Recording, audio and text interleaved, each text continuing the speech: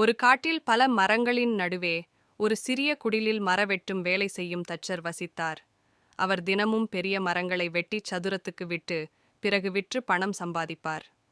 ஒரு நாள் அவர் வெட்டுவதற்காக ஒரு பெரிய மரத்தில் பிளவை துவங்கினார். அவர் அதை நடுவே வெட்டிய போது அந்த இடத்தில் சிக்காமல் இருக்க ஒரு பெரிய பீங்கான் துண்டை வைத்துவிட்டு மதிய உணவுக்காக கிளம்பினார். அவரின் செல்லும் வேலையை ஒரு குறும்பு குரங்கு பார்த்தது. குரங்கு உடனே மரத்தின் மீது ஏறி அந்த பீங்கான் துண்டை எடுக்க முயற்சித்தது. ஆனால் அது எடுப்பது சரியாக இல்லாததால் குரங்கின் கை பிளவுக்குள் சிக்கிக் கொண்டது. திடீரென பயந்த குரங்கு தன் கையை விட முயன்றும் முடியவில்லை. மரவெட்டும் தச்சர் திரும்பி வந்ததும் குரங்கின் இந்த நிலையை பார்த்து சிரித்தார். தோழா, உன்னால் வெறும் குறும்புக்கேற்ற முடிவுகள் வரும்.